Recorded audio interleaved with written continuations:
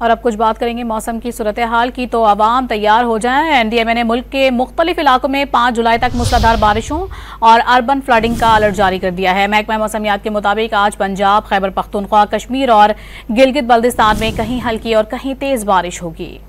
کہیں ہوگی ہلکی بارش تو کہیں موسلادھار بارش کی نوید سنا دی گئی۔ این ڈی ایم اے نے خبردار کر دیا ہے کہ موسلادھار بارشوں سے مختلف علاقوں میں سیلابی کیفیت پیدا ہو سکتی ہے۔ پہاڑی علاقوں میں بارشوں سے تودے گرنے اور لینڈ سلائیڈنگ کا بھی خطرہ ہے۔ منگل کی صبح کراچی کی شارع فیصل، نرسری سمیت مختلف علاقوں میں بارش اور بوندا باندی سے موسم خوشگوار ہو گیا۔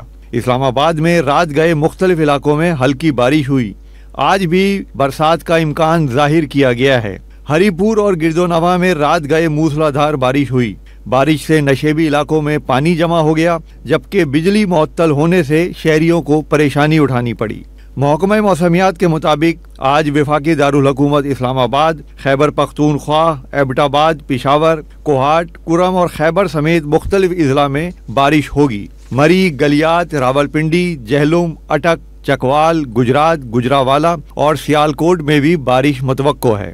سندھ کے بیشتر اضلاع میں موسم گرم اور مرطوب رہنے کی توقع ہے۔ بلوچستان میں بھی مجموعی طور پر موسم آج گرم اور خشک رہے گا۔